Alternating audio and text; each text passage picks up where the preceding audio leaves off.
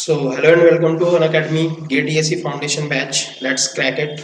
So this is Amar Sharma and today I am going to teach you our first lecture of magnetic effect of current. So we have already finished our lectures on capacitor, current electricity and electrostatic. So today we are going to start magnetic effect of current. ठीक है, तो बहुत ही शानदार chapter है। सबसे अच्छी बात है कि आसान है, ठीक है, और इंटरेस्टिंग है, ठीक है। तो इस चैप्टर को अपन बेसिक से पूरा एंड तक लेके जाएंगे। ओके, चलिए, तो अपन अपना पहला लेक्चर आज स्टार्ट करेंगे मैग्नेटिक इफेक्ट ऑफ करंट का, ठीक है। तो उससे पहले अपन अनअकैडमी का एक छोटा सा इंट्रोडक्शन देख लेते हैं। तो सभी को पता है कि व्हाट इज अनअकैडमी। ओके, तो Unacademy is India's largest learning platform, ठीक है। भाई इंडिया में जितने भी ऑनलाइन कोचिंग इंस्टीट्यूट्स हैं उनमें सबसे बड़ा जो लर्निंग प्लेटफॉर्म है वो है अनअकैडमी, ठीक है। यहाँ पे आप इंडिया में होने वाले हर एग्जाम, भाई इंडिया एक ऐसी कंट्री है जहाँ पे हर संडे कुछ ना कुछ एग्जाम होते हैं, ठीक है। तो इंडिया में जितने भी एग्जाम होते हैं उन सारे एग्जाम्स में से आप जिस भी एग्जाम की प्रिपरेशन कर रहे हो उस एग्जाम की प्रिपरेशन आप अनअकैडमी पर आकर कर सकते हैं, वो भी फ्री ऑफ कॉस्ट। जस्ट आपको क्या करना होता है, यूट्यूब पर जाना होता है और YouTube पर जाकर आपको अनअकैडमी को सब्सक्राइब करना होता है। YouTube पर जाकर आपको अनअकैडमी को सब्सक्राइब करना होता है। ओके, अनअकैडमी को सब्सक्राइब करना था तो आपके जो भी लाइव लेक्चर्स होंगे या जो भी लेक्चर आपके रिकॉर्डेड वहां पे अपलोड करे जाते हैं या आपके लेक्चर से रिलेटेड कुछ भी जो मटेरियल है वो सारे के सारे के आपके नोटिफिकेशन पहुंच जाते हैं आपके पास, ठीक है। And the second way is that you can download the Unacademy learning app. You can download the Unacademy learning app. Okay, आप अनअकैडमी लर्निंग ऐप को डाउनलोड कर सकते हैं from play store and start your preparation. और आप अपनी you can start your preparation और अपनी प्रिपरेशन स्टार्ट कर सकते हैं, क्योंकि जैसे ही आप ये काम करेंगे वैसे ही आपको तुरंत सारे वीडियो लेक्चर्स अवेलेबल हो जाएंगे आपके एग्जाम से रिलेटेड और फिर आप इनकी प्रिपरेशन कर सकते हैं। Is that clear?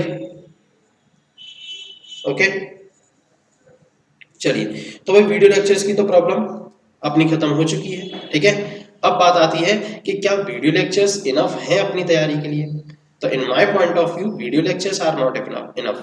हाँ, ऐसा होता है कि कुछ बच्चे वीडियो लेक्चर से भी अपनी तैयारी कर सकते हैं, लेकिन फिर भी अपन को प्रॉब्लम थोड़ी सी आती है वीडियो लेक्चर्स के दौरान, ठीक है। तो अपन फुल्ली तरीके से वीडियो लेक्चर्स पर डिपेंड नहीं रह सकते। ओके, तो अपन को कुछ चीजों की, कुछ और एक्स्ट्रा चीजों की जरूरत पड़ती है। लाइक अगर अपन बात करें यहाँ पे वीडियो लेक्चर सुनते सुनते अगर अपन को कोई डाउट आ जाता है तो वो डाउट अपन कैसे डिस्कस करेंगे, किससे डिस्कस करें, किसी एडुकेटर से अपन बात करना चाहते हैं तो किससे बात करें। ओके, तो इन सब चीजों के लिए साथ ही साथ अब अपन पढ़ते चले जा रहे हैं, वीडियो लेक्चर सुनते चले जा रहे हैं, पढ़ते चले जा रहे हैं और अपना अपना सिलेबस खत्म कर देते हैं, ठीक है। लेकिन अपन को कितना समझ में आया, कितना अपन को याद है, कितना याद रह गया, कितना भूल चुके हैं अपन, ये सब एनालिसिस अपन को कैसे मिलेगा।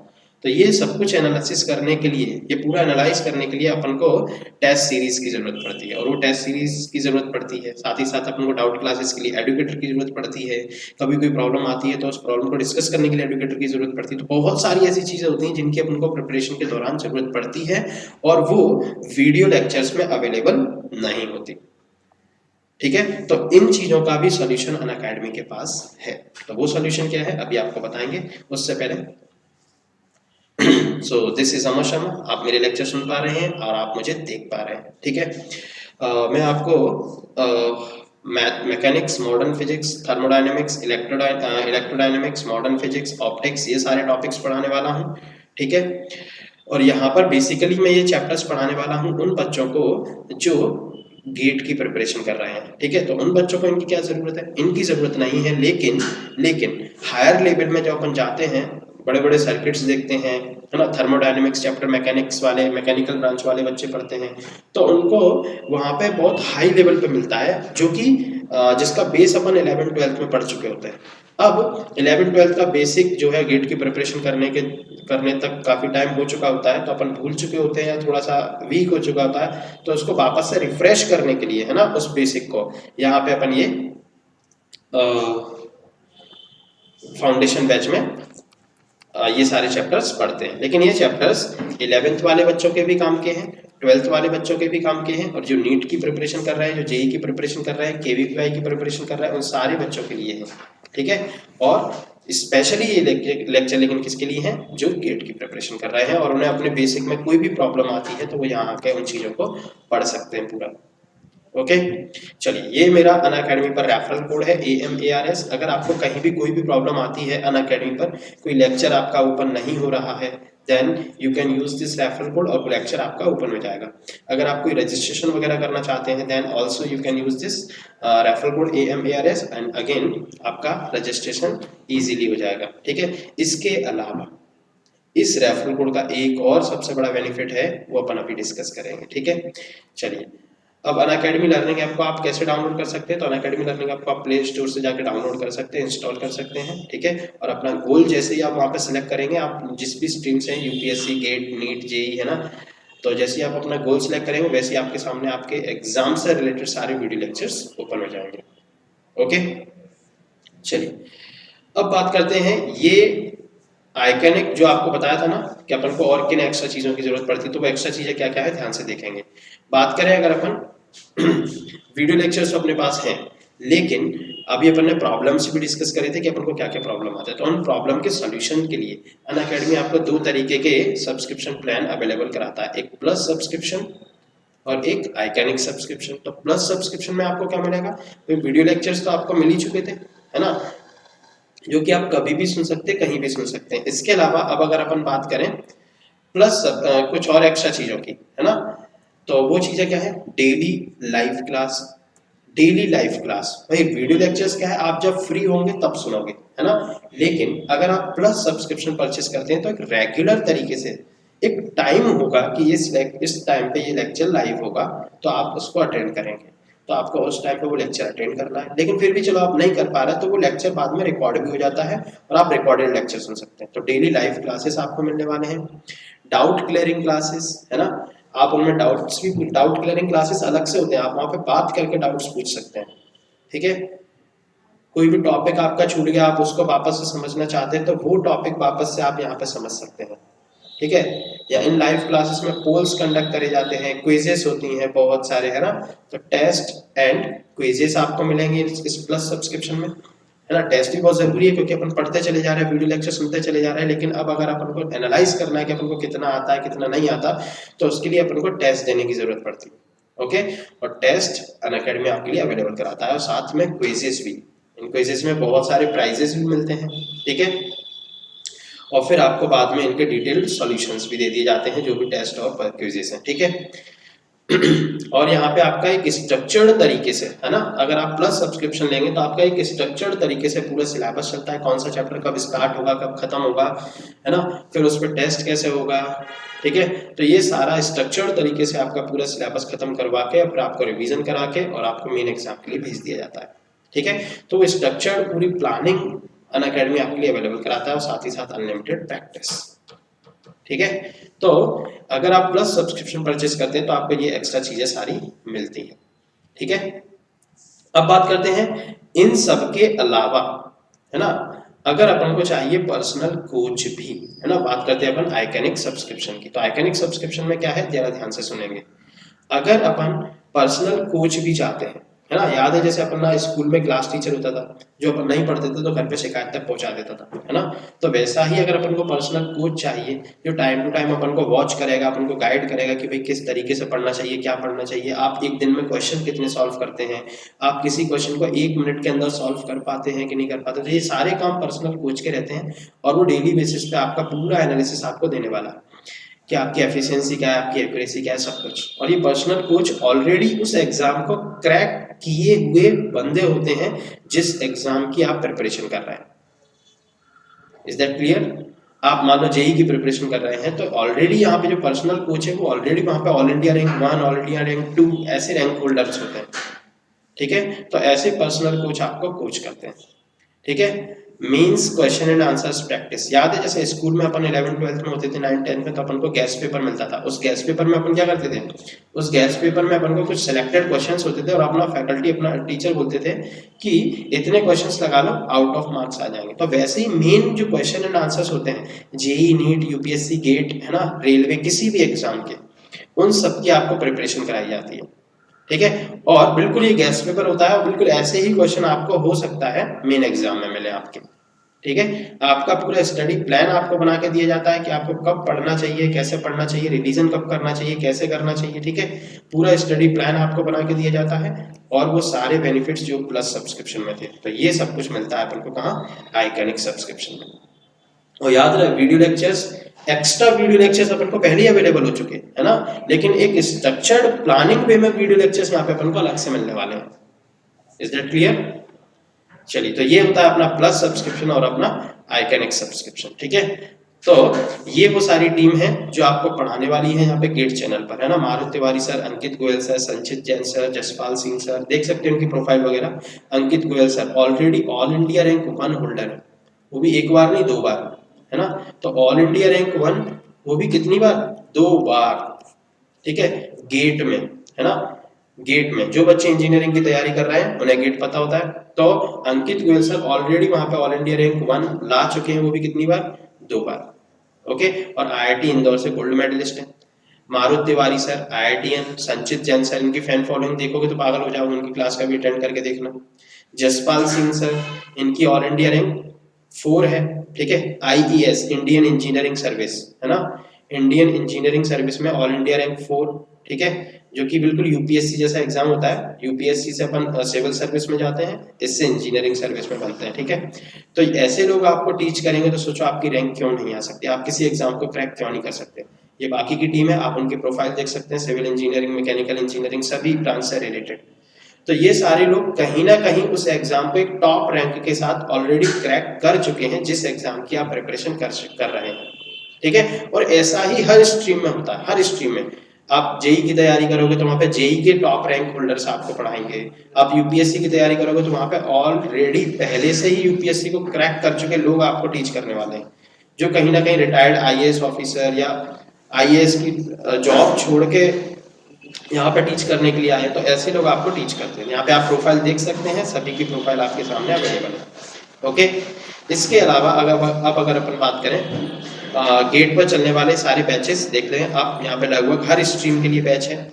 मैकेनिकल ब्रांच के लिए, है ना, और इलेक्ट्रिकल ब्रांच के लिए, इलेक्ट्रॉनिक, सिविल, है ना, सभी ब्रांचेस के लिए यहाँ पे बैचेस कोर्सेस अवेलेबल हैं, ठीक है। चलिए, तो ये आपको परचेस करने हैं। अब परचेस करने के लिए प्लस सब्सक्रिप्शन और आइकॉनिक सब्सक्रिप्शन, 2 तरीके के सब्सक्रिप्शन है और उनमें क्या क्या आपको मिलता है वो मैंने आपको बता दिया है, ठीक है। अब अगर अपन बात करें उनके प्राइस की, है ना, एक बार वापस से देख सकते हैं आप यहाँ पे प्लस सब्सक्रिप्शन में आपको क्या क्या मिलता है ना। तो ये सारी चीजें प्लस सब्सक्रिप्शन में अवेलेबल है और आइकॉनिक सब्सक्रिप्शन में प्लस के साथ साथ ये और एक्स्ट्रा चीजें अपन को मिलती हैं। Is that clear? इसके अलावा अब अगर अपन बात करें प्लस और आइकॉनिक सब्सक्रिप्शन के प्राइस की, ठीक है। तो प्लस सब्सक्रिप्शन की बात करें तो सबसे पहली बात तो ये 1 मंथ, 2 मंथ, 1 मंथ, 3, 6, 12, है ना, जिस मंथ के लिए आप जितने मंथ के लिए परचेस करना चाहें उतने मंथ के लिए ले सकते हैं। बात करें प्राइस की तो यहाँ पे प्राइस है प्लस सब्सक्रिप्शन की 30,250। तो जो लोग मेरे लेक्चर्स बहुत दिनों से सुन रहे हैं तो उन्हें पता होगा कि अभी इसी सब्सक्रिप्शन प्लान की प्राइस थी 22,250 रुपीज, ठीक है। लेकिन अब ये प्राइस डिमांड बढ़ने की वजह से ये प्राइस बढ़ चुकी है और अब ये ओरिजिनल प्राइस कहां पहुंच चुकी है, 30,250। लेकिन माय डियर फ्रेंड्स, अभी भी आपके पास मौका है, ठीक है। आप क्या कर सकते हैं, ये ओरिजिनल प्राइस आपको पे नहीं करना। आपको क्या करना है, जब सब्सक्रिप्शन प्लान परचेज करेंगे then you will use my referral code AMARS, and when you will use the referral code AMARS, then immediately you will get 10% discount on this original price, ठीक है। and the remaining amount which will be 27,225 you have to pay। ये बचा हुआ amount आपको पे करना होगा, ठीक है। ओके, तो ये प्लस सब्सक्रिप्शन। बात करते हैं आइकॉनिक सब्सक्रिप्शन की। तो आइकॉनिक सब्सक्रिप्शन की अगर अपन बात करें, ठीक है, तो आइकॉनिक सब्सक्रिप्शन में अगर ये केवल इसमें केवल 2 ही प्लान है, एक 24 मंथ्स के लिए और एक 12 मंथ के लिए, ठीक है। तो 12 मंथ के लिए अगर आपको बताएं तो इसकी प्राइस है 50,250, ओके, 50,250, ठीक है। लेकिन ये ओरिजिनल प्राइस है, आपको ये पे नहीं करना होता है। आप जब भी आइकॉनिक सब्सक्रिप्शन परचेस करेंगे then you will use my referral code AMARS, ठीक है। तो AMARS जैसे ही रेफरल कोड यूज करेंगे किसी भी एग्जाम का सब्सक्रिप्शन प्लान लेते समय, चाहे वो नीट हो, यूपीएससी हो, जेई हो, है ना, गेट हो, रेलवे का एग्जाम हो, बैंक के एग्जाम हो, किसी भी एग्जाम का सब्सक्रिप्शन प्लान परचेज करते समय if you will use my referral code AMARS then you will get definitely 10% discount on the original amount. Is that clear? And the remaining amount will be 45,225. This amount you have to pay. ठीक है, चलिए ये बाकी का amount आपको पे करना होगा। अगर आइकनिक सब्सक्रिप्शन में भी आपको बताएं तो जो लोग पहले से लेक्चर सुन रहे हैं तो उन्हें याद होगा कि आइकनिक सब्सक्रिप्शन की प्रीवियस प्राइस जो थी वो थी 42,500, ठीक है, सॉरी 40,500 है ना, अराउंड कुछ ऐसी थी। तो देखिए उसमें भी 10,000 अराउंड हाइक हुआ है, तो देख सकते हैं यहाँ पे कितने ज्यादा चेंजेस आ रहे हैं, है ना, क्योंकि everyone knows that the whole world is moving towards the online education. तो अगर इसमें आप पीछे रह गए तो 10 साल बाद आप सोचेंगे कि आपने ऑनलाइन एजुकेशन क्यों नहीं करी, ठीक है, क्योंकि जिस तरीके से एक कंपनी जब कुछ साल बाद बड़ी बन जाती है तब अपन सोचते हैं यार इसकी शेयर अपन ने क्यों नहीं परचेस करे, है ना। तो जब उसके शेयर वीक थे तब उसको किसी पे विश्वास नहीं था, है ना, और अब वो स्ट्रांग बन चुकी। तो इसी बात को समझे जरा, है ना। ये लॉकडाउन वॉकडाउन ये सब सबक है जिसमें अपन को ये सीखना है कि अब और ऑनलाइन का ही चलन बढ़ रहा है दोस्तों, ये सब देख सकते हैं, है ना, क्योंकि हर चीज टेक्निकल होती जा रही है, हर चीज डिजिटल होती जा रही है ना। और अगर इसमें अपन पीछे रह जाएंगे तो इसका मतलब आप दुनिया के साथ कदम से कदम मिलाकर नहीं चल रहे हैं, ठीक है। चलिए, तो ये सारी चीजें हैं। तो अगर आप किसी भी एग्जाम की प्रिपरेशन करते हैं तो आज ही एनरोलमेंट कर लें, ठीक है, क्योंकि बहुत सारे बैचेस अभी 25 जनवरी से स्टार्ट होने वाले हैं, गेट के भी, जेई के भी, नीट के भी, यूपीएससी के भी, बैंक, है ना, एयरफोर्स, नेवी, सारे बैचेस यहाँ पे चलते हैं, है ना। तो जिस भी एग्जाम की आप तैयारी कर रहे हैं, एनडीए सब, है ना, तो उनके प्लान आप यहाँ पे परचेस कर सकते हैं। और परचेस करते समय अगर आप चाहते हैं कि आप ज्यादा पे ना करें तो ये रेफरल कोड जरूर यूज करें, तो फिर आपको वहां पे 10% का डिस्काउंट मिल जाएगा। Okay, so my dear friend, enrol today, ठीक है, with using this referral code AMARS. So now we are going to, अच्छा, now we are going to announce something like few new batches are going to be start from 25th of January in GATE channel, on GATE channel, ठीक है। तो gate channel पर कुछ नए batches start होने वाले हैं कुछ ब्रांचेस के लिए। तो देखिए यहाँ पे गेट 2022, गेट 2022 जिसका टारगेट है सिविल इंजीनियरिंग के लिए, है ना। तो सिविल इंजीनियरिंग ब्रांच जिन बच्चों की है उन बच्चों तक ये मैसेज पहुंचा देंगे, ठीक है, कि गेट 2022, है ना, मतलब एक साल बाद जो टारगेट है, ठीक है, तो बैच स्टार्ट होने जा रहा है, ठीक है। और यहाँ पे जो एजुकेटर्स हैं वो ये रहे जसपाल सिंह सर, है ना, इनका लेक्चर का भी ऐसे ही फ्री लेक्चर इनके डले रहते हैं अनअकैडमी पर, वो सुन के देखना, ठीक है। तो इनके एक एक लेक्चर में बहुत सारे बच्चे बैठे रहते हैं, आप मैसेज करके देखना, है ना, बहुत सारे बच्चे बैठे रहते हैं। तो इनकी भी फैन फॉलोइंग बहुत ही जबरदस्त है और ये IITian है, ठीक है। और आपको बताया था ये IES, Indian engineering service, all India rank 4, है ना। और ये आपको सिविल ब्रांच में गेट की तैयारी कराने वाले हैं। दुष्यंत मीना सर, अनिरुद्ध सिंह राठौर सर, कृष्णा प्रकाश सर, ठीक है, और शोभित सर, अभिषेक सर, आकाश त्यागी सर, ये सब मिलके आपको आपके एग्जाम की तैयारी कराने वाले हैं गेट की, ठीक है। ओके, सिविल इंजीनियर में, सिविल इंजीनियरिंग में, ठीक है। तो आप इनका सब्सक्रिप्शन प्लान परचेस कर सकते हैं जो भी सिविल इंजीनियरिंग में गेट की प्रिपरेशन कर रहा है, ठीक है। और ये रेफरल कोड जरूर यूज करें ताकि आपको वहां पे 10% का डिस्काउंट मिल सके, AMARS। Is that clear? चलिए, सेकंड बैच यहाँ पे स्टार्ट हो रहा है, ये भी सिविल ब्रांच के लिए ही है, ठीक है, लेकिन इसका टारगेट है गेट 2023, गेट 2023। तो जो बच्चे थर्ड ईयर में हैं वो इस बैच में एनरोलमेंट ले सकते हैं, जो बच्चे सेकंड ईयर थर्ड ईयर में हैं, ठीक है, तो वो बच्चे यहाँ पे एनरोलमेंट ले सकते हैं। यहाँ पर भी देखो आपको जसपाल सिंह सर पढ़ाने वाले हैं, ठीक है, दुष्यंत मीना सर, ठीक है, कृष्णा प्रकाश सर, अनिरुद्ध सर, शोभित सर, अभिषेक सर, आकाश त्यागी सर, ठीक है। तो ये इस बैच का टारगेट रहेगा गेट 2023, ठीक है। तो इस बैच में भी आप एनरोलमेंट ले सकते हैं बाय यूजिंग कोड AMARS, ठीक है।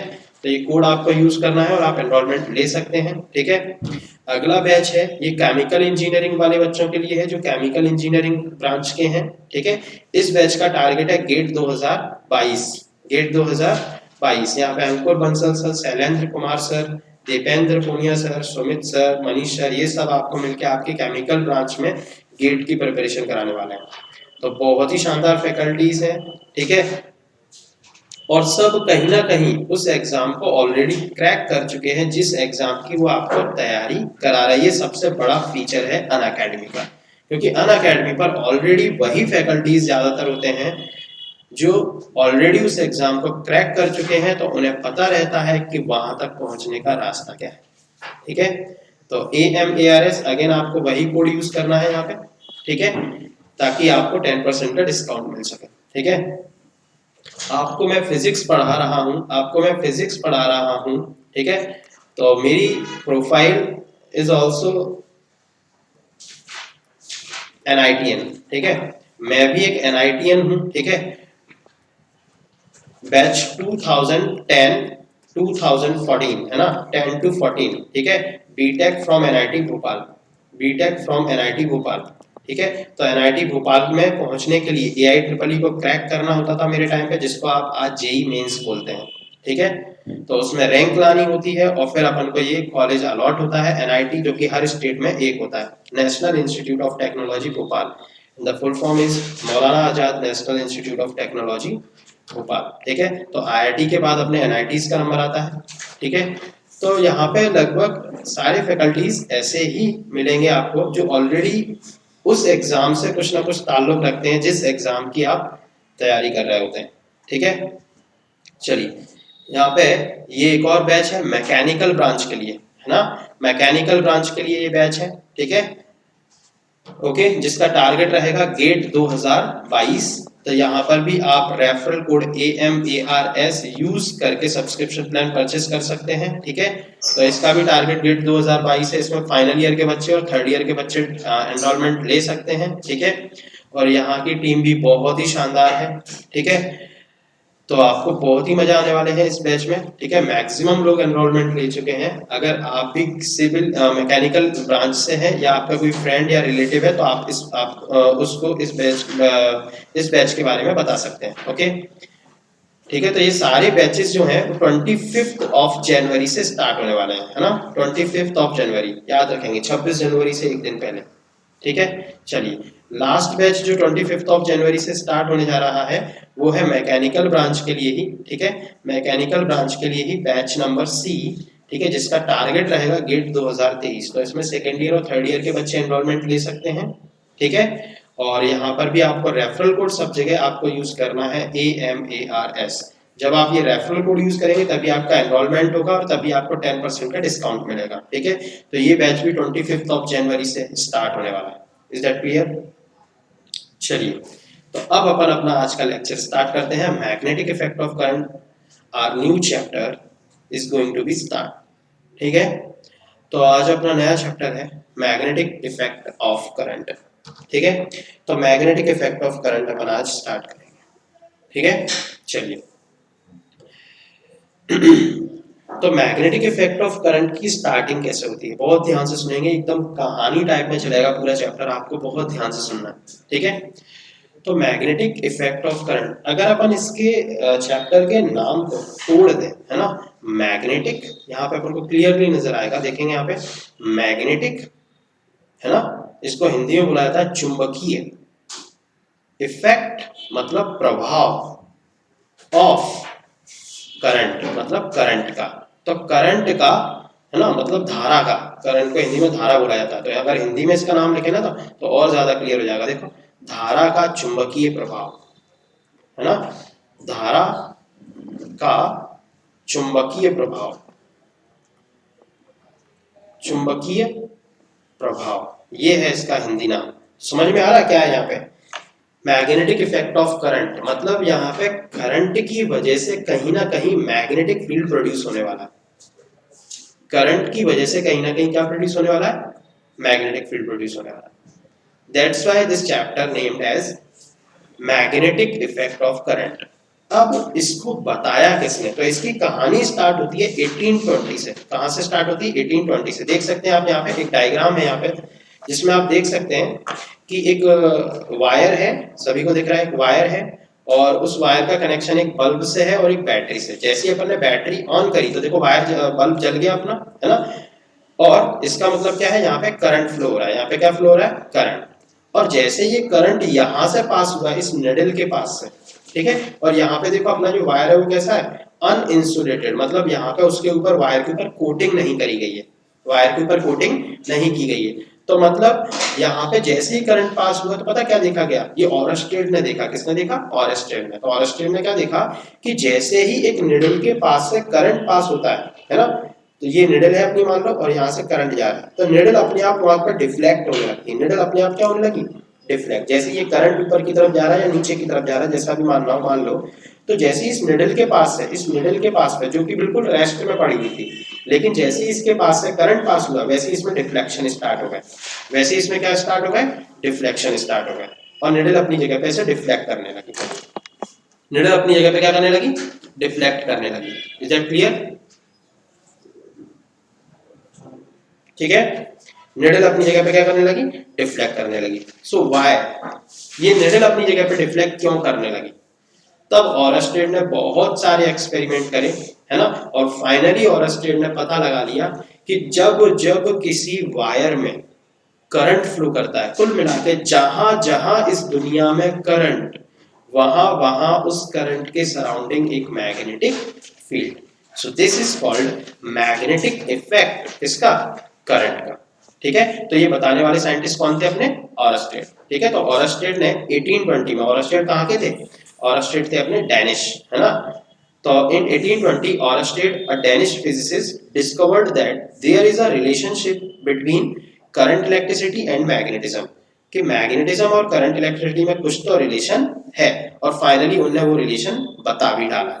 ठीक है, उनने फाइनली ये रिजल्ट पब्लिश करा दिया कि जब जब किसी वायर में करंट फ्लो करता है तब तब उस वायर के सराउंडिंग एक मैग्नेटिक फील्ड प्रोड्यूस हो जाता है।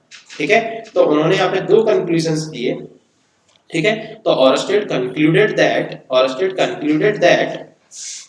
तो क्या क्या कंक्लूड करा उन्होंने, current carrying conductor produces magnetic field around it. The first conclusion is that कि कोई भी करंट कैरिंग कंडक्टर अपने सराउंडिंग एक मैग्नेटिक फील्ड प्रोड्यूस करता है। ये करंट कैरिंग कंडक्टर है तो ये अपने सराउंडिंग एक मैग्नेटिक फील्ड प्रोड्यूस करेगा। Is that clear? ये किसने बताया, ऑरस्टेड ने। ध्यान से सुनते जाएंगे कि ऑरस्टेड ने क्या बोला, और फिर बायोट सेवर्ट नाम के एक साइंटिस्ट आएंगे, उन्होंने क्या बोला। तो ऑरस्टेड ने ये बोला कि जब भी एक कंडक्टर में करंट फ्लो करता है तो उसके सराउंडिंग आ जाता है magnetic field. Is that clear? Second point, अब प्रॉब्लम ये थी कि करंट कैरिंग वायर के सराउंडिंग मैग्नेटिक फील्ड तो आ गया, लेकिन वो मैग्नेटिक फील्ड होता कितना है। ठीक है, पहला क्वेश्चन। और दूसरा क्वेश्चन ये कि उस मैग्नेटिक फील्ड की डायरेक्शन क्या है, मतलब वो किस डायरेक्शन में होगा मैग्नेटिक फील्ड। ठीक है, तो ये दो बातें थी, और इन दोनों बातों में से, है ना, इन दोनों क्वेश्चन में से ऑरस्टेड केवल एक ही क्वेश्चन का जवाब दे पाए। वो क्या था कि जब एक वायर में करंट फ्लो करता है तो उसके सराउंडिंग जो मैग्नेटिक फील्ड आता है उसकी डायरेक्शन क्या होती है। ये डायरेक्शन ऑरस्टेड ने बता दी, लेकिन वो मैग्नेटिक फील्ड होता कितना है ये बात ऑरस्टेड नहीं बता पाए। ठीक है, वो बताया किसने, बायोसेवर्ट ने। ठीक है, तो यहाँ पे डायरेक्शन अपन डिस्कस कर लेते हैं जो कि अपने ऑरस्टेड ही बता के गए थे। ठीक है, क्लियर है? चलिए तो देखेंगे क्या है। The direction of magnetic field produced depends on the direction of current. इन्होंने क्लियरली बोल दिया कि डायरेक्शन जो होती है ना मैग्नेटिक फील्ड की, वो डिपेंड करती है कि करंट किस डायरेक्शन में है। ठीक है, एक करंट कैरिंग कंडक्टर जो मैग्नेटिक फील्ड प्रोड्यूस करता है अपने सराउंडिंग, तो वो जो मैग्नेटिक फील्ड प्रोड्यूस हो रहा है उसकी डायरेक्शन करंट की डायरेक्शन पे डिपेंड करती है।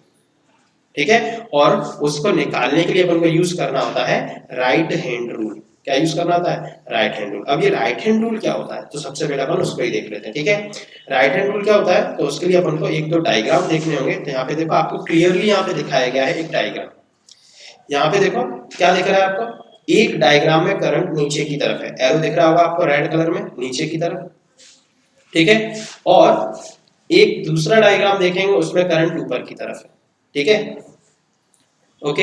अब देखो यहाँ पे राइट हैंड रूल का यूज करके मैग्नेटिक फील्ड कैसे निकाला जाता है, तो इसके लिए नेक्स्ट डायग्राम देखेंगे। ये देखिए, यहाँ पे एक कंडक्टर दिख रहा है सभी को, और उस कंडक्टर में देखो एरो कैसा लगा हुआ है, रेड कलर का, ऊपर की तरफ। तो करंट कहाँ जाएगा, ऊपर की तरफ जा रहा है ना। ये जो रेड कलर का एरो है ये अपना करंट को इंडिकेट कर रहा है, किसको, करंट को। तो करंट जा रहा है ऊपर की तरफ। अब देखिए राइट हैंड से, अपने राइट हैंड से क्या करना है, राइट हैंड के थंब और फिंगर्स को एकदम परपेंडिकुलर स्ट्रेच कर लो।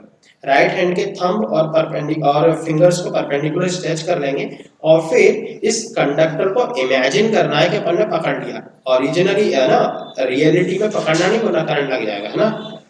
तो क्या करना है कि उसको इमेजिन करना है कि अपन ने पकड़ लिया, और इस तरीके से पकड़ना है कि थंब जो है ना, अपना राइट हैंड का थंब, वो करंट की डायरेक्शन में रहे, और कर्ल्ड फिंगर जैसी भी होगी वही अपनी मैग्नेटिक फील्ड की डायरेक्शन होगी। तो यहाँ पे देख सकते हैं इस डायग्राम में, इस डायग्राम में देख सकते हैं, बोलिए कोई प्रॉब्लम होगा तो, है ना। करंट ऊपर की तरफ है, करंट ऊपर की तरफ है, तो अपन ने, है ना, मान लो ये मेरे पास वायर है और इसमें करंट ऊपर की तरफ जा रहा है, तो हमने इस वायर को पकड़ लिया और इस तरीके से कि थंब ऊपर की तरफ है, तो कर्ल्ड फिंगर इस तरीके से है ना, ठीक है, कर्ल्ड फिंगर इस तरीके से है ना, कर्ल्ड फिंगर्स इस तरीके से। तो यही है अपने मैग्नेटिक फील्ड की डायरेक्शन, जिसको देखो नीचे की तरफ दिखाया गया है। क्लियर है, ठीक है। तो ये है अपने मैग्नेटिक फील्ड की डायरेक्शन। Is that clear? ठीक है, चलिए। तो अब ऊपर के दोनों डायग्राम भी देख सकते हो तुम लोग। देखो यहाँ पे करंट जब ऊपर की तरफ था तो मैग्नेटिक फील्ड देखो यहाँ पे कैसा था, है ना। क्लियर है। और फिर यही करंट देखो नीचे की तरफ कर दिया, तो जब करंट नीचे की तरफ जाएगा तो अपन को इस तरीके से, है ना, थंब नीचे की तरफ रखना पड़ेगा, तो कर्ल्ड फिंगर इस तरीके से है, तो कर्ल्ड फिंगर इस तरीके से है, तो मैग्नेटिक फील्ड की डायरेक्शन अब ऐसी होगी। ठीक है, इज दैट क्लियर? तो यहाँ पे अगर वैसे लिखना चाहते हो तो लिख सकते हो कि यहाँ पे क्लॉकवाइज जैसा दिख रहा है और यहाँ पे एंटी क्लॉकवाइज जैसा दिख रहा है। यहाँ पे एंटी क्लॉकवाइज, हालांकि ऐसा अपन क्या ही बोले, लेकिन फिर भी चलो दिख रहा है तो लिख देते हैं कि वहाँ पे एंटी क्लॉकवाइज दिख रहा है, यहाँ पे क्लॉकवाइज। लेकिन ऐसा याद मत करना कि करंट ऊपर की तरफ जा रहा है तो एंटी क्लॉकवाइज होगा मैग्नेटिक फील्ड, है ना। ऐसा बिल्कुल भी याद नहीं करना अपन को, ठीक है। अपन को तो राइट हैंड रूल यूज करना है और मैग्नेटिक फील्ड की डायरेक्शन निकालना, ठीक है। तो राइट हैंड रूल क्या बोलता है दोस्त, एक बार वापस से सुनेंगे। अपने राइट हैंड के थंब और फिंगर्स को परपेंडिकुलर कर देंगे और फिर थंब को रखना होता है अपन को करंट की डायरेक्शन में और फिंगर्स को कर्ल करना होता है, ठीक है, फिंगर्स को कर्ल करना होता है। तो कर्ल्ड फिंगर्स की जो डायरेक्शन होती है वही अपने मैग्नेटिक फील्ड की डायरेक्शन होती है। Is that clear? ठीक है, तो इस लॉ को यहाँ पे लिख के भी दे दिया गया आपको। यहाँ पे भी देख सकते हैं, यहाँ पे करंट, ये जो रेड एरो है ना, ये किसको इंडिकेट कर रहा है, करंट को, ठीक है। तो अब तो इतने सारे डायग्राम अपने देख लिए, तो डायग्राम देख के तो अपने दिमाग में कहीं ना कहीं समझ में आ ही जाता है ना, इमेज बन जाती है। तो देखो राइट हैंड रूल यहाँ पे भी लगाया गया है, करंट नीचे की तरफ है, तो देखो थंब कहाँ है उसका, नीचे की तरफ, और कर्ल्ड फिंगर्स इस तरीके से, तो देखो मैग्नेटिक फील्ड कुछ इस तरीके से। Is that clear? ठीक है, चलिए। यहाँ पे अब एक और दिया गया है, इसमें करंट कैसा जा रहा है, आगे की तरफ, इसमें करंट कैसा जा रहा है, आगे की तरफ। ओके, तो थंब कहाँ रखेंगे, इस तरीके से करंट की डायरेक्शन में, और फिंगर्स को ऐसे रोटेट कर दिया, ठीक है, फिंगर्स को ऐसे रोटेट कर दिया। ओके, तो मैग्नेटिक फील्ड ऐसा है, कर्ल्ड फिंगर की डायरेक्शन मैग्नेटिक फील्ड को इंडिकेट करती है। ओके, चलिए अब यहाँ पे ओके, तो ये अपने डायरेक्शन के बारे में देखा, ठीक है। तो राइट हैंड रूल, ठीक है, राइट हैंड रूल को यहाँ पे बता भी देते हैं क्या है, देख लीजिए, यहाँ पे लिखा हुआ है पूरा राइट हैंड रूल आपके सामने, ठीक है, देख लेंगे यहाँ पे राइट हैंड रूल। तो ये है अपना राइट हैंड रूल, ठीक है। तो राइट हैंड रूल में क्या है, when current carrying conductor is held in right hand such that out stretched indicate the direction, out stretched thumb, है ना, यहाँ पे थंब भी लिख लेंगे, ठीक है, out stretched thumb. Okay, thumb यहाँ पे मिसप्रिंट हो गया,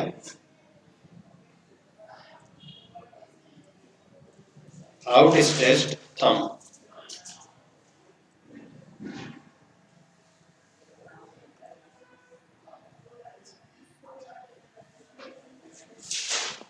ठीक है। तो आउट स्ट्रेच्ड जो थंब है ना, indicate the direction of current, then curled fingers around the conductor indicate the direction of magnetic field, ठीक है। और यहाँ पे क्या देखा और स्टूडेंट ने कि अगर अपन कंडक्टर के अंदर करंट कम करते हैं तो मैग्नेटिक फील्ड भी कम हो जाता है सराउंडिंग में, वो जो निडल थी ना उसके डिफ्लेक्शन स्लो हो जाते हैं, और जितना ज्यादा करंट फ्लो करेगा कंडक्टर में, निडल में डिफ्लेक्शन भी खूब सारे आते थे। मतलब जो सराउंडिंग में मैग्नेटिक फील्ड है ना, उसकी स्ट्रेंथ करंट पर डिपेंड करती थी, ठीक है। तो ये था राइट हैंड रूल और ओरस्टेड के कुछ कंक्लूजन्स, ठीक है। तो एक एक करके यहाँ पे देख सकते हैं कि भाई ओरस्टेड ने क्या क्या बताया। तो ऑरस्टेड ने यहाँ पे जो बातें बताई वो क्या क्या थी, ठीक है। तो ये सब ऑरस्टेड ने कब बताया, 1820 में। तो क्या क्या बताया कि current carrying conductor produce magnetic field around it, पहला पॉइंट है ना। और उस मैग्नेटिक फील्ड की डायरेक्शन राइट हैंड रूल से दी जाती है। और राइट हैंड रूल होता क्या है वो आपके सामने है, ठीक है। कि अगर अपन राइट हैंड से करंट कैरिंग कंडक्टर को इस तरीके से पकड़ें कि थंब करंट की डायरेक्शन में हो, then curled fingers indicate the direction of magnetic field. And the last point is the strength of magnetic field surrounding the current carrying conductor is depends on current flowing in the wire, ठीक है। चलिए इसके बाद ये direction अपन ने समझ ली यहाँ पे, है ना। सब समझ में आ गया इसमें अच्छे से, क्योंकि अपन डायग्राम देख रहे हैं और डायग्राम देख के बहुत अच्छा समझ में आता है, ठीक है। चलिए अब अपन यहाँ पे देखने वाले हैं मैग्नेटिक फील्ड इंटेंसिटी। क्या देखने वाले हैं, मैग्नेटिक फील्ड इंटेंसिटी या मैग्नेटिक फ्लक्स डेंसिटी या फिर मैग्नेटिक इंडक्शन और या फिर मैग्नेटिक फील्ड। तो इन सबको एक ही नाम से बुलाते हैं, ये बात हमेशा याद रखेंगे, ठीक है। और सबसे अच्छी बात कि ये यहाँ पे एक क्वेश्चन है, अभी आपको बताएंगे हम, ठीक है। यहाँ पे एक क्वेश्चन है जो कि जेई में पूछा गया क्वेश्चन है। तो वो क्वेश्चन हम आपको बताते हैं क्या है, ध्यान से सुनेंगे। वो क्वेश्चन क्या है, तो वो क्वेश्चन है डायमेंशंस ऑफ मैग्नेटिक फील्ड, ठीक है। तो ये क्वेश्चन AIEEE 2008 में पूछा गया था। AIEEE 2008 जिसको आप जेई मेंस के नाम से जानते हैं, मतलब जिस साल मैंने एग्जाम दिया था उसके 2 साल पहले पूछा गया था, ठीक है। तो AIEEE 2008, ठीक है। तो AIEEE 2008 में ये क्वेश्चन पूछा गया, डायमेंशंस ऑफ मैग्नेटिक फील्ड, ठीक है। ओके, तो चलिए, तो मैग्नेटिक फील्ड होता क्या है, तो मैग्नेटिक फील्ड क्या होता है, या मैग्नेटिक फील्ड इंटेंसिटी या मैग्नेटिक फ्लक्स डेंसिटी या मैग्नेटिक इंडक्शन, ये सारे एक ही नाम है, ठीक है। तो ये क्या करते हैं, जैसे कोई वायर है अपने पास, मान लीजिए अपने पास एक वायर है, ये अपने पास एक वायर है और इसमें क्या फ्लो कर रहा है, करंट, है ना। तो इस करंट कैरिंग वायर की वजह से एक पर्टिकुलर डिस्टेंस डी पर मैग्नेटिक फील्ड की स्ट्रेंथ क्या है, उस स्ट्रेंथ को ये मैग्नेटिक फील्ड इंटेंसिटी या मैग्नेटिक फ्लक्स डेंसिटी या मैग्नेटिक इंडक्शन या मैग्नेटिक फील्ड ये इंडिकेट करता है, ठीक है। तो यही लिखा हुआ है, it indicate the magnetic strength at a point of magnetic field. Magnetic field, एक करंट कैरिंग वायर अपने सराउंडिंग मैग्नेटिक फील्ड प्रोड्यूस करता है और उस मैग्नेटिक फील्ड में किसी एक पर्टिकुलर पॉइंट पे मैग्नेटिक फील्ड की स्ट्रेंथ क्या है, ठीक है, उसको कौन इंडिकेट करता है, मैग्नेटिक फील्ड इंडिकेट करता है, ठीक है। चलिए, और ये कैसी क्वांटिटी है, एक वेक्टर क्वांटिटी है, ठीक है। अब इसकी यूनिट के बारे में बात करें अपन, ठीक है। वेक्टर क्वांटिटी फॉर्मूला वेरी करते हैं, करंट कैरिंग वायर है तो उसके सराउंडिंग मैग्नेटिक फील्ड उसके अकॉर्डिंग आएगा, करंट कैरिंग कॉइल है तो उसके सराउंडिंग मैग्नेटिक फील्ड उसके अकॉर्डिंग आएगा, आर्क है तो उसके अकॉर्डिंग आएगा, स्क्वायर लूप है तो उसके अकॉर्डिंग आएगा, है ना। तो फॉर्मूला यहाँ पे अपन नहीं लिख रहे हैं, लेकिन यूनिट अपन को हमेशा याद रखनी है ना। वेक्टर क्वांटिटी है, इसकी यूनिट होती है दोस्त टेस्ला, ठीक है। तो यहाँ पे अपन 2 तरीके की यूनिट देखेंगे इसकी, एक एमकेएस यूनिट, ठीक है, और एक सीजीएस यूनिट, ठीक है। तो यहाँ पे अपन देखते हैं एमकेएस, ठीक है। तो यूनिट अपन को याद रखनी है क्योंकि ये पूछे जाते हैं, ओके। तो इसकी यूनिट होती है टेस्ला। तो यहाँ पे सबसे पहले अपन डिस्कस करने वाले हैं एमकेएस यूनिट, ठीक है। तो एमकेएस यूनिट क्या होती है इसकी देखेंगे यहाँ पे, एमकेएस, और उसके बाद देखेंगे अपन सीजीएस। तो एमकेएस यूनिट होती है इसकी टेस्ला, ठीक है, टेस्ला। सो टेस्ला इज, है ना, टेस्ला का सिंबल होता है कैपिटल टी, ओके। तो यूनिट के रूल्स के अकॉर्डिंग देखें तो पूरा फुल नेम अगर लिखना चाहते हो तो फुल नेम किसी का भी लिखोगे, चाहे वो साइंटिस्ट का नाम हो या किसी का भी, स्मॉल लेटर में लिखा जाता है, ठीक है। और सिंबल लेकिन कैपिटल लिख सकते हो साइंटिस्ट का। इस टेस्ला को अपन चाहे तो वेबर पर मीटर स्क्वायर भी लिख सकते हैं, क्या लिख सकते हैं, weber per metre square, is that clear, weber per metre square, ठीक है। तो ये भी यूनिट अपन को याद रखनी है। इसके अलावा अगर अपन चाहे तो न्यूटन पर एम्पियर मीटर, न्यूटन पर एम्पियर मीटर, तो ये यूनिट्स अपन को याद रखनी है, ठीक है। ये है इसकी एमकेएस यूनिट। अब इसकी बात एमकेएस या एसआई बोल दो, ठीक है। अब अगर अपन बात करें इसकी सीजीएस यूनिट्स की, तो टेस्ला यहाँ पे बन जाता है गॉस, तो इसकी सीजीएस यूनिट है गॉस,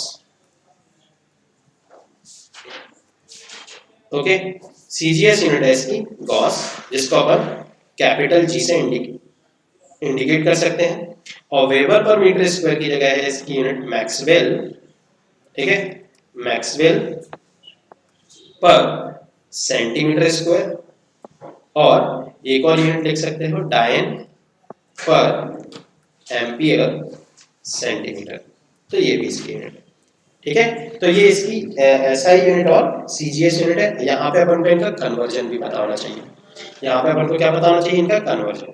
कभी भी कन्वर्जन करना पड़ा तो कन्वर्जन वैसे तो कहाँ से करोगे, अगर जरूरत पड़ी तो न्यूटन पर एम्पियर मीटर से, और डायन पर एम्पियर सेंटीमीटर, है ना। तो यहाँ से जब कन्वर्ट करोगे तो एक रिलेशन भी निकल के आएगा उस रिलेशन को भी अपन याद रख लेते हैं आज ही, ठीक है। तो देखो यहाँ पे, तो वो रिलेशन क्या है देख लेंगे यहाँ पे, ठीक है। उसके बाद फिर अपन देखेंगे डायमेंशंस, ठीक है। तो वो रिलेशन कुछ ये है, ठीक है। क्या है वो रिलेशन, उसको यहाँ पे अपन अलग से लिख देते हैं,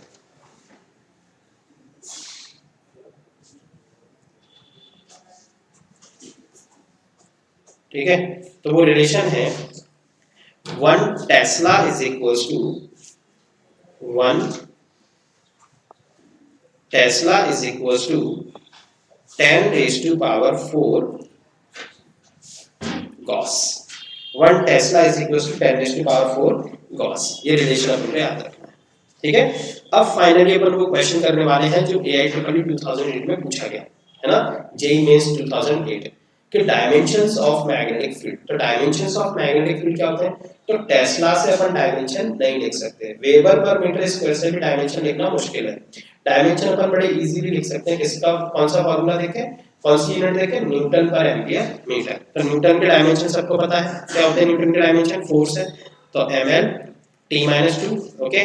फिर एम्पियर, एम्पियर तो यही रहेगा, और यहाँ पे मीटर है, न्यूटन पर एम्पियर मीटर, मीटर का डायमेंशन l, तो l कैंसिल आउट हो जाएगा, a ऊपर जाएगा तो m a इनवर्स, और t-2 ऊपर जाएगा तो t क्या हो जाएगा +2। तो यहाँ पे डायमेंशंस निकल के आ जाएंगे इसके, ठीक है। तो डायमेंशंस होंगे इसके क्या, डायमेंशन ऑफ मैग्नेटिक फील्ड, तो वो अपने निकल के आ जाएंगे,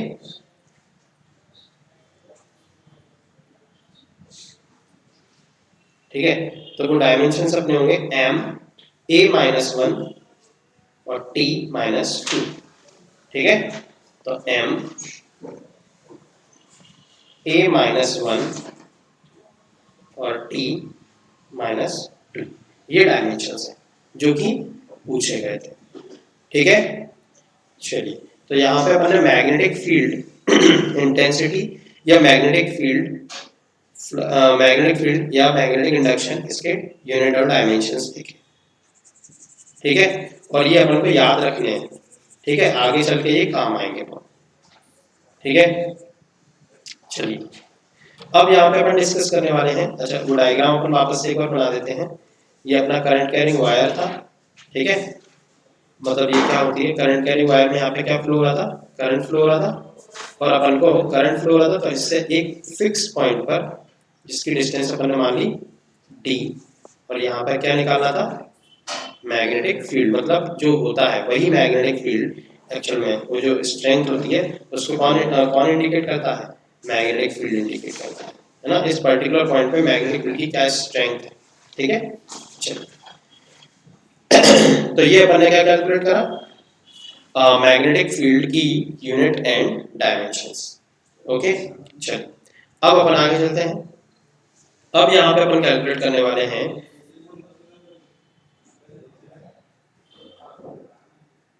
ठीक है, तो यूनिट और डायमेंशन हो गए। अब अपन यहाँ पे देखेंगे बायोट-सेवर्ट्स लॉ। भाई ऑरस्टेड ने क्या बताया, उतना अपन पढ़ चुके। ऑरस्टेड ने बता दिया कि मैग्नेटिक फील्ड होता है करंट कैरिंग कंडक्टर के सराउंडिंग, और उसकी डायरेक्शन कैसे निकालते हैं, और वो करंट पे डिपेंड करता है। अब बायोट-सेवर्ट नाम के साइंटिस्ट ने ये बताया कि एक करंट कैरिंग वायर के सराउंडिंग मैग्नेटिक फील्ड होता कितना है, ठीक है। तो सबसे पहले अपन एक छोटे से एलिमेंट के लिए बात करते हैं, ठीक है। तो बायोट-सेवर्ट्स लॉ के नाम से जिसको अपन जानते हैं, ठीक है, बायो-सेवर्ट्स लॉ। तो ध्यान से सुनेंगे बायो-सेवर्ट्स लॉ, ओके। तो बायो-सेवर्ट नाम के साइंटिस्ट ने तो बायो-सेवर्ट नाम के साइंटिस्ट ने क्या बताया कि एक current carrying sorry elemental wire की वजह से सराउंडिंग में कितना मैग्नेटिक फील्ड आता है, ठीक है, तो अपन ने यहाँ पे क्या करा, एक वायर ले लिया। ओके, चलिए, तो ये रहा अपना वायर, सॉरी तो ये रहा अपना वायर। ओके, चलिए, तो ये अपना वायर है। ठीक है, थोड़ा सा अपन इसको थिक वायर ले लेते हैं थोड़ा सा। ओके, चलिए, तो ये है अपना वायर।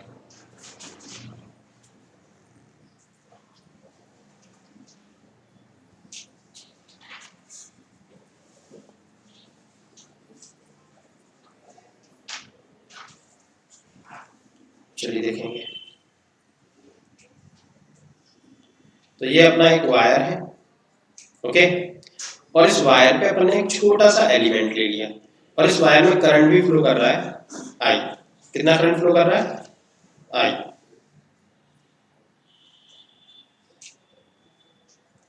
ठीक है, आई करंट फ्लो कर रहा है।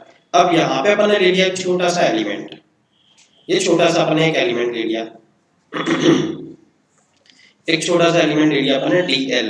क्या एलिमेंट ले लिया, DL। ठीक है, ये DL एलिमेंट ले लिया अपन ने। ओके, और इस DL एलिमेंट की वजह से अपन को D डिस्टेंस पर, है ना, D डिस्टेंस पर,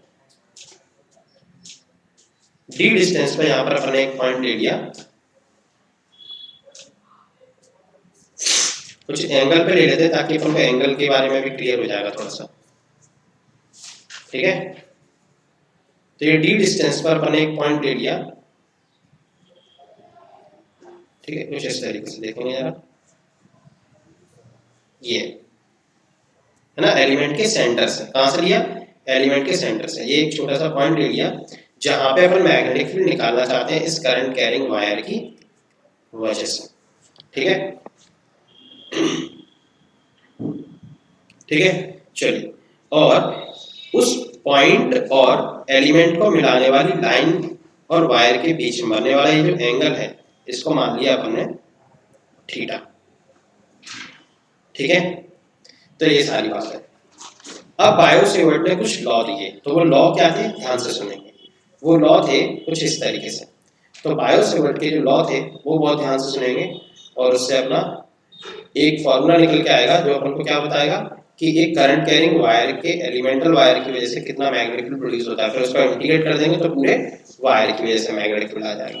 ठीक है, तो law, the first law is that कि the magnitude of magnetic field at a point due to a small element of current carrying conductor is directly proportional to the current। ठीक है, directly proportional to the current. भाई पहला point तो ये है। तो यहाँ पे ध्यान से देखो, जितना करंट अपना यहाँ से पास हो रहा है, जितना करंट इस वायर में पास हो रहा है, तो एलिमेंट से भी उतना ही करंट जाएगा ना, क्योंकि एलिमेंट भी उसी वायर का हिस्सा है। तो इस एलिमेंट में से भी कितना करंट पास होने वाला है अभी, आई। और अगर अपन इस करंट को बढ़ाएंगे तो एलिमेंट से पास होने वाला करंट भी बढ़ेगा, और अगर इस करंट को कम करेंगे तो एलिमेंट से पास होने वाला करंट भी कम हो जाएगा। तो क्या देखा गया, जो अपन ज्यादा करंट भेजते हैं तो इस बी पॉइंट पर एक निडल रखी हुई है। बी पॉइंट पर क्या रखी हुई है, एक निडल। तो जब अपन ज्यादा करंट भेजते थे तो निडल में डिफ्लेक्शन ज्यादा होते थे, और जब कम करंट भेजते थे तो निडल में डिफ्लेक्शन कम होते थे। इसका मतलब क्या था, इसका मतलब ये था कि magnetic field produced by this elemental wire DL, है ना, is directly proportional to तो मैग्नेटिक छोटे से एलिमेंट का छोटा सा magnetic field is directly proportional to current flowing in the elemental wire। ठीक है, तो ये थी अपनी इक्वेशन नंबर 1। ये थी अपनी इक्वेशन नंबर 1। और क्या बोला कि जो मैग्नेटिक फील्ड था वो डायरेक्टली प्रोपोर्शनल था लेंथ ऑफ एलिमेंट। ये जो लेंथ ऑफ एलिमेंट अपने जो एलिमेंट किया ना DL लेंथ का, ये DL लेंथ जितनी ज्यादा लोगे उस बी पॉइंट पर, है ना, इसको नाम दे दो बी पॉइंट, है ना, तो उस बी पॉइंट पर मैग्नेटिक फील्ड भी उतना ज्यादा बनता था। ठीक है, तो यहाँ पे क्या लिख देंगे अपन सेकंड लो, और कम लेंथ लोगे एलिमेंट की तो मैग्नेटिक फील्ड भी कम बनता था। तो ये पता कैसे चलता था, डिफ्लेक्शन देख के, उस निडल के डिफ्लेक्शन देख के। जब बड़ा एलिमेंट लिया अपन ने तो डिफ्लेक्शन ज्यादा हुए, छोटा एलिमेंट लिया तो डिफ्लेक्शन कम हुए। ठीक है, तो मतलब magnetic field due to this elemental wire is directly proportional to length of element। ठीक है, second point. And the third law is magnetic field directly proportional to the sine of angle, ध्यान से देखेंगे साइन ऑफ एंगल है ना, मतलब sine theta, angle का sine, ठीक है। अब एंगल किन किन के बीच का, तो between the element and the line joining the centre of element to the point. तो देखो यहाँ पे डायग्राम में देखो जरा, सेंटर ऑफ एलिमेंट ये रहा, तो इस सेंटर ऑफ एलिमेंट और उस पॉइंट को मिलाने वाली लाइन और वायर के बीच में जो एंगल बना ना थीटा, उसका साइन, मतलब magnetic field is directly proportional to sine theta, ठीक है। तो यहाँ पे क्या लिखेंगे, dB is directly proportional to sine theta, और ये थी अपनी इक्वेशन नंबर 3, ठीक है। और magnetic field inversely proportional to the square of the distance of the point from the centre of the element. तो देखो यहाँ पे डायग्राम, ये अपना सेंटर ऑफ एलिमेंट और ये रहा वो पॉइंट जहाँ पे मैग्नेटिक फील्ड निकालना है, ठीक है। तो इनके बीच की डिस्टेंस मान ली अपन ने d मान लो, जनरली d लिखा रहता है तो तुम d मान लो, r मानना है तो r मान लो, जो भी मानना है, ठीक है। तो यहाँ पे अपन फाइनली लिख देंगे inversely proportional to square of the distance, तो dB inversely proportional to square, ठीक है।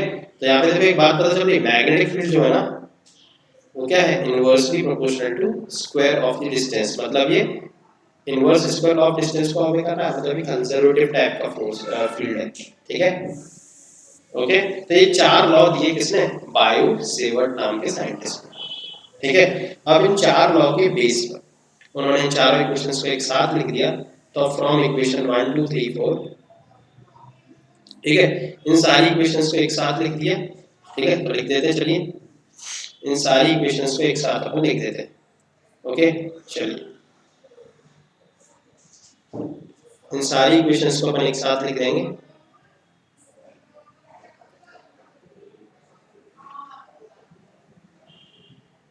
ठीक है। चलिए तो फ्रॉम इक्वेशन 1 2 3 4 देखेंगे यहाँ पे, from equation 1 2 3 4, from equation 1 2 3 and 4, इन सारी इक्वेशंस को अपन एक साथ लिख दिया तो क्या हो जाएगा, dB directly proportional to I dl sin theta upon r square, ठीक है। और जब प्रोपोर्शनलिटी का साइन हटाया गया तो यहाँ पे एक कांस्टेंट आया जो था म्यू नॉट अपॉन 4 पाई, जो था म्यू नॉट अपॉन 4 पाई, और ये था I dl sin theta upon r square. तो ये है magnetic field due to an elemental wire, due to an elemental wire, ठीक है। तो एक एलिमेंटल वायर की वजह से जो मैग्नेटिक फील्ड प्रोड्यूस होता है, करंट कैरिंग एलिमेंटल वायर, तो ये फॉर्मूला अपन को हमेशा उसका याद रखना है, इज दैट क्लियर। तो ये फॉर्मूला अपन को याद रखना है, dB is equals to mu naught upon 4 pi ideal sin theta upon r square, ठीक है। अब एक लॉन्ग वायर की वजह से अपन मैग्नेटिक फील्ड निकालेंगे तब क्या करेंगे, इसी का इंटीग्रेशन करेंगे लिमिट लगा के, है ना, और कुछ रिजल्ट्स अपन निकालेंगे, ठीक है। चलिए तो ये सब अपन को याद रखना है, ठीक है। अब यहाँ पर ये जो म्यू नॉट आया है ये क्या है, तो ये है परमिएबिलिटी ऑफ वैक्यूम, तो यहाँ पे लिख के दिया गया है, आपको देखेंगे यहाँ पे नेक्स्ट स्लाइड में, ठीक है। तो ये क्या है, म्यू नॉट, म्यू नॉट को बोलते हैं अपन परमिएबिलिटी ऑफ वैक्यूम, क्या बोलते हैं, permeability of vacuum, mu naught, ठीक है। परमिएबिलिटी ऑफ वैक्यूम जिसकी वैल्यू अपन को हमेशा याद रखनी है, क्या, 4 पाई, ठीक है, इंटू 10⁻⁻⁷, ठीक है। इसकी वैल्यू अपन को हमेशा याद रखनी है 4 pi into 10⁻⁷, is that clear, 4 pi into 10⁻⁷, ठीक है। म्यू क्या है, परमिएबिलिटी ऑफ मीडियम, और ये है म्यू आर, ये क्या है म्यू आर, जिसको अपन बोलते हैं रिलेटिव परमिएबिलिटी ऑफ मीडियम। अच्छा, इसकी यूनिट्स भी याद रखेंगे, हेनरी पर मीटर, ठीक है, और इसकी यूनिट भी याद रखेंगे, हेनरी पर मीटर, ठीक है। रिलेटिव परमिएबिलिटी क्या होती है? रिलेटिव परमिएबिलिटी क्या होती है? इसका एक फॉर्मूला याद रखेंगे, permeability of medium with respect to permeability of vacuum, ठीक है। तो ये फॉर्मूला अपन को याद रखना है, ठीक है, ये फॉर्मूला अपन को याद रखना है, permeability of medium with respect to permeability of vacuum, ठीक है, with respect to permeability of vacuum.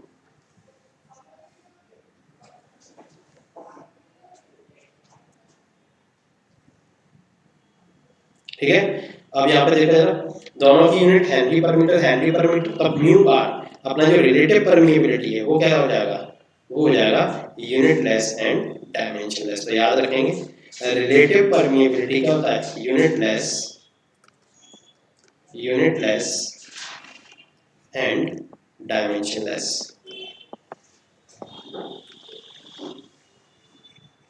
Okay, unitless and dimensionless. Values अपन को याद रखनी है म्यू नॉट की, है ना, कभी भी जरूरत पड़ सकती है, ठीक है। और यहाँ पे एक चीज और याद रख लेंगे, अब म्यू नॉट अपना क्या है? Mu naught is equal to 4 pi into 10 raise to power minus 7, ठीक है। लेकिन अपन को जो अपन वहाँ पे मैग्नेटिक फील्ड में कांस्टेंट रखा वो क्या है? म्यू नॉट अपन 4 पाई, तो उसकी वैल्यू तुम डायरेक्ट लिख सकते हो 10 रेज टू पावर माइनस 7, कभी सॉल्व करने में बैठ जाना, ठीक है। तो म्यू नॉट अपॉन 4 पाई की value 10 raise to power minus 7, ठीक है। चलिए आगे चलते हैं अपन, ओके। तो ये था बायो-सेवर्ट्स लॉ, यहाँ पे देख सकते हैं बायो-सेवर्ट्स लॉ, ठीक है।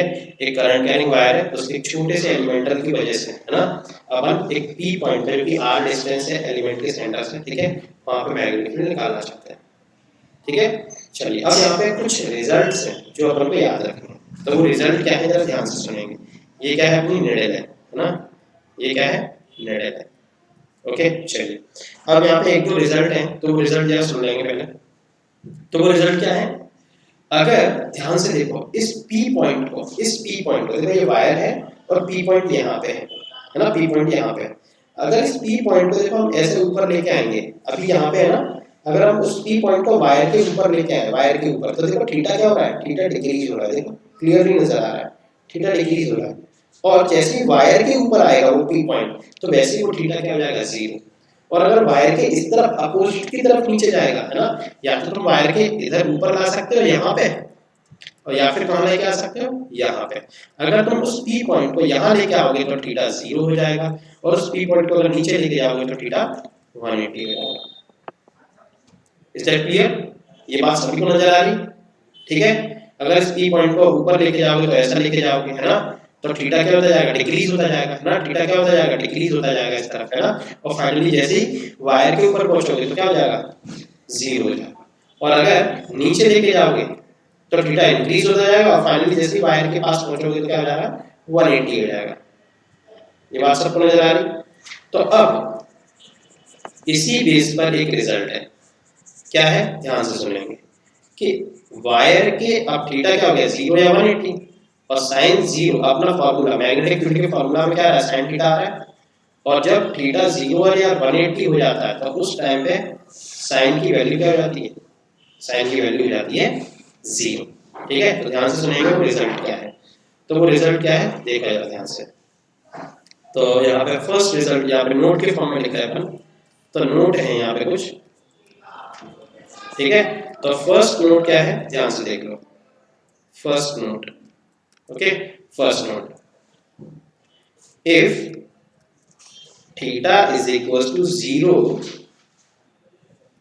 और 180, then sin theta is equal to 0। तो इसका मतलब क्या है? इट मीन्स ना, इट मीन्स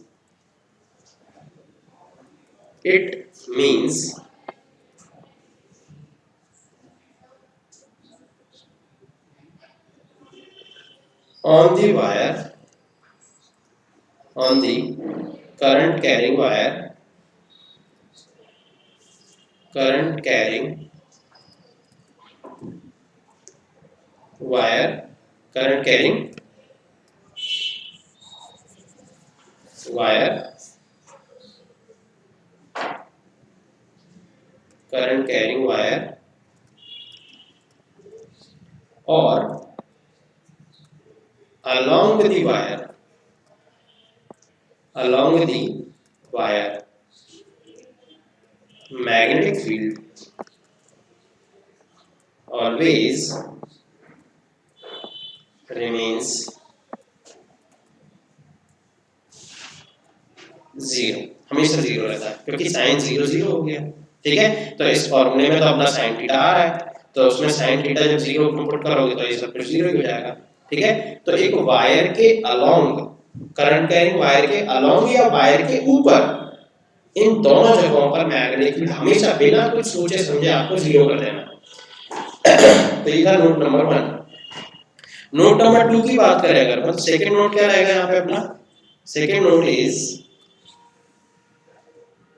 ठीक है, तो सेकंड नोट क्या है देखो यहाँ पे, सेकंड नोट ये है कि अगर थीटा हो जाए 90 डिग्री, थीटा कितना हो जाए 90 डिग्री, तो if theta is equal to 90 then sine 90 maximum होता है, साइन 90 क्या होता है मैक्सिमम, कितना होता है 1। ठीक है, साइन 90 का होता है मैक्सिमम, वो भी कितना होता है 1। ओके, तो फिर इस केस में अपन क्या लिखेंगे, ठीक है, एट 90 डिग्री फ्रॉम वायर। ठीक है, और ये क्या होती है साइन की मैक्सिमम वैल्यू होती है, ये क्या होती है साइन की मैक्सिमम वैल्यू, है ना। तो मैग्नेटिक फील्ड क्या रहता है हमेशा, magnetic field will be maximum. ठीक है, मैग्नेटिक फील्ड क्या रहेगा मैक्सिमम रहेगा, क्लियर। ठीक है, तो यहाँ पे दो नोट आपको मिले कि थीटा 0 और 180 जब होगा, मतलब वायर के ऊपर या वायर के अलोंग मैग्नेटिक फील्ड हमेशा 0 रहेगा, मतलब मिनिमम रहेगा, और वायर से 90 डिग्री पे जब थीटा 90 डिग्री होता है तो उस टाइम पे मैग्नेटिक फील्ड हमेशा क्या रहेगा मैक्सिमम रहेगा। ठीक है, तो ये बात याद रखेंगे सभी लोग। ठीक है,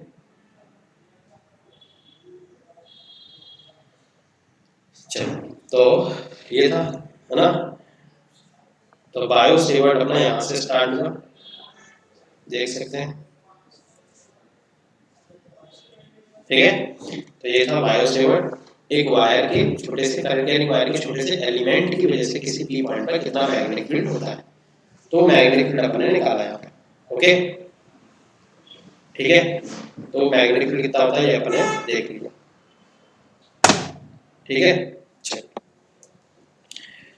इसके बाद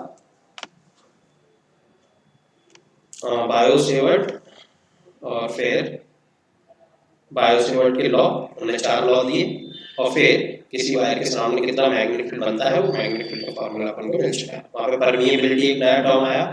ठीक है, तो उसकी वैल्यू अपन याद रखेंगे, म्यू नॉट अपॉन 4 पाई की वैल्यू 10⁻⁷ और केवल म्यू नॉट की वैल्यू की बात करें तो 4 पाई × 10⁻⁷। अब यहाँ पे अपन को निकालना है vector formula of bio Savart. ठीक है, तो वेक्टर फार्मूला, क्योंकि मैग्नेटिक फील्ड ऐसी क्वांटिटी है, मैग्नेटिक फील्ड एक वेक्टर क्वांटिटी, तो उसका वेक्टर फार्मूला भी एग्जिस्ट करता है ना। डायरेक्शन तो अपन डिस्कस कर ही चुके हैं। ठीक है, डायरेक्शन अपन डिस्कस कर चुके हैं। ठीक है, डायरेक्शन किसने बताई अपन को, और स्ट्रेट में, किस तरीके से कि अपन को right hand thumb rule use करना है। ठीक है, करंट कैरिंग वायर को इस तरीके से पकड़ना है कि थंब करंट की डायरेक्शन में रहे, तब कर्ल्ड फिंगर्स अपन को मैग्नेटिक फील्ड की डायरेक्शन देती हैं। ओके, अब बात करते हैं वेक्टर फार्मूला की। ठीक है, तो वेक्टर फार्मूला क्या होता है देख लेंगे यहाँ पे ध्यान से। तो dB वेक्टर, है ना, वेक्टर लगाना पड़ेगा dB वेक्टर। ठीक है, तो म्यू नॉट I, ठीक है, और यहाँ पे हो जाएगा साइन थीटा था ना। ठीक है, तो यहाँ पे अपन लिख सकते हैं dl वेक्टर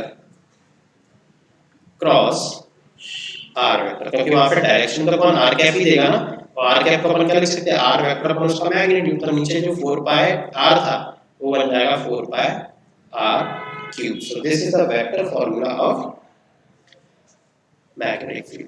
ठीक है, इसको भी अपन को याद रखना है। ठीक है, अगर एक स्टेप बढ़ाना चाहो तो आर वेक्टर को पहले क्या लिख लो, आर कैप लिख लो, और फिर आर कैप को पुट कर देना आर वेक्टर अपॉन उसका मैग्नीट्यूड। ठीक है,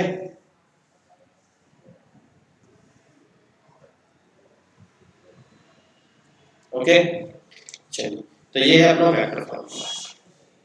ठीक है, सो आज अपना इतना ही रखेंगे। ठीक है, तो अब अपन को आगे क्या सीखना, आगे अपन को अभी बहुत सारे टॉपिक्स लिखने लाइक, अभी छोटे से एलिमेंट की वजह से अपन ने मैग्नेटिक फील्ड निकालना सीखा। अब अपन इसी एलिमेंट को इंटीग्रेट करके, इसका मैग्नेटिक फील्ड था ना, ये जो सामने लिखा हुआ है तुम लोग के वेक्टर फॉर्म में, ठीक है, तो इसका जो मैग्नेटिक फील्ड था उसको अपन इंटीग्रेट करके एक लॉन्ग वायर की वजह से निकालेंगे। फिर वही लॉन्ग वायर एक इनफाइनाइट वायर भी हो सकता है, वो केस पढ़ेंगे, सेमी इनफाइनाइट हो सकता है, वो केस भी पढ़ेंगे, और भी केसेस हो सकते हैं बहुत सारे। ठीक है, और फिर अपन आर्क की वजह से मैग्नेटिक फील्ड देखेंगे, फिर उस आर्क को अपन सेमी सर्कल बना सकते हैं, पूरा सर्कल बना सकते हैं, तो ऐसे बहुत सारे केसेस अपन डिस्कस करते हैं। ठीक है, तो आज अपन यहीं तक रखेंगे। ठीक है, सो वंस अगेन एक छोटा सा रिमाइंडर है, तो वो क्या रिमाइंडर है कि अब ये लेक्चर था आज का अपना मैग्नेटिक इफेक्ट ऑफ करंट है ना, तो ज्यादा से ज्यादा लोगों तक शेयर करें, लाइक करें इसको। ठीक है, और जो भी डाउट हो कमेंट बॉक्स में कमेंट कर सकते हैं। ठीक है, टेलीग्राम चैनल पर हम लोगों को फॉलो करेंगे आप लोग, क्योंकि लेक्चर्स के बाद वहाँ पे लेक्चर्स की पीडीएफ फाइल को अपलोड कर दिया जाता है, जिससे आप फ्यूचर में कभी भी जब रिवीजन करने बैठेंगे तो पूरा वीडियो लेक्चर सुनने की जरूरत नहीं पड़ेगी, आप पीडीएफ फाइल से चीजों को जल्दी से रिवाइज करेंगे, है ना। तो उसके लिए आपको चैनल को सब्सक्राइब करना होगा, और फिर जाके वहां से पीडीएफ फाइल को डाउनलोड कर सकते हैं और रिवाइज कर सकते हैं चीजों। ठीक है, चैनल को सब्सक्राइब भी जरूर कर देंगे। ठीक है, क्योंकि अगर सब्सक्राइब नहीं करेंगे तो फिर नोटिफिकेशन नहीं आएगा आप तक। ठीक है, तो चैनल को लाइक भी करें, सब्सक्राइब भी करें, सब कुछ करना है आपको भी जो जो होता है वहां पर। ठीक है, और रही बात सब्सक्रिप्शन प्लान की, तो सब्सक्रिप्शन प्लान परचेस करते समय रेफरल कोड